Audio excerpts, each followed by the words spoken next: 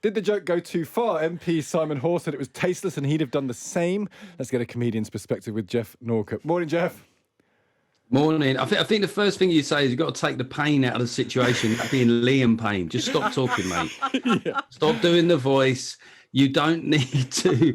You're not in front of stage in front of 20,000 screaming adoring fans now. Arguably, in a very unedifying situation, that was arguably the worst thing.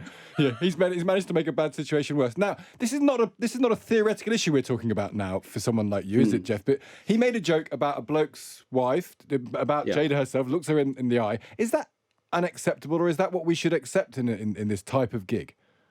I mean, it's always a tricky thing as a comic commenting on this sort of thing. You know, the great Chris Rock, I would think on reflection, he'd probably say that it wasn't his best ever joke. I mean, a G.I. Jane joke, that film, it's not exactly on the cusp of people's kind of consciousness somewhat 25 years after it happened. So it's an odd joke. I mean, obviously there's the alopecia context. It's not a nice thing to happen to anybody. It's not up there with I suppose, very, very serious illnesses. So it wasn't the greatest joke, but what happened afterwards? I mean, it was weird because you kind of, for the people defending Will Smith, you're sort of saying, look, if you hit a colleague, just get up, do a speech, thank a few people, and it'll be fine. HR don't even need to get involved. Does it depend? I mean, obviously, he's a Hollywood actor. He's not just like a normal, ordinary bloke. But does it depend about your personality? If someone insults your wife, it feels very old-fashioned. But if someone insults your wife, you either, I don't know, let it go, or you make it known to that person that they can't do that. I mean, what would you have done, Jeff? It's tricky. I am quite sensitive around the subject of my wife and kid. And I think that there'll be a lot of women, let's be honest, there'll be a lot of women that will sort of be looking at their husbands going, would you do that? Would you do that for me? Did he do enough? Some wives might be asking.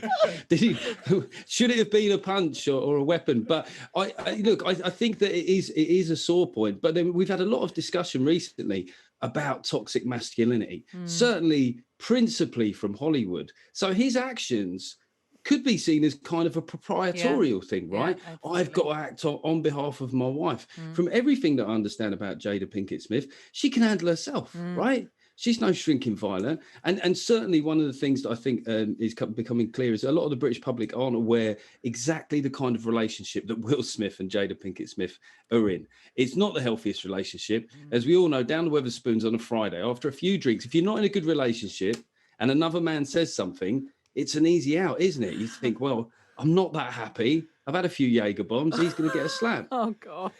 Have you ever been hit on stage before? Yeah, I mean, I've had a very similar situation to Chris Rock, actually, very similar. The only thing was mine was in Chippenham, and it was a company do, and I still had to do the meat raffle. But just like Chris Rock, I gathered myself together, and we raised a lot of money for a local church. Were you really hit? I was here. It was in the West Country. Well, the worst thing about this was it wasn't even my joke, actually. It was another comedian had done a joke about a guy being bald, right? And then this guy was drunk. So when I come back on stage, he just thought I'd made the joke for some reason. And he assaulted me. It was a function room at a Holiday Inn. It was so grim. Oh, that is grim. What's happening with your tour right now?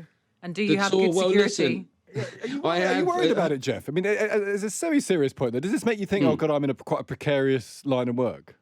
Yeah. The thing about, I always think with comedians is even unlike bands. So if you get a band, there's 4 of you, right? Or 3 of you. Comedy's all about jeopardy, and we're up there on our own. And quite often we have to manage situations from the stage.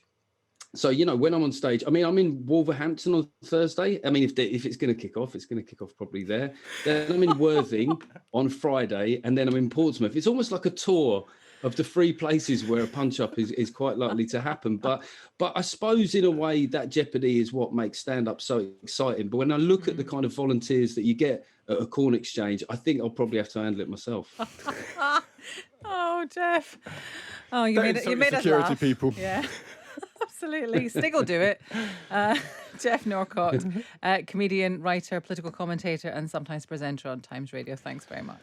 That's cheered us up. The whole story has cheered us up, to be honest, this morning, and we did need it. It's been very bleak for the last 33 days of bleakness, and there are serious issues around this story, but it is fundamentally an actor getting annoyed by another actor and slapping him on stage, and there is something gloriously comic about that. Now.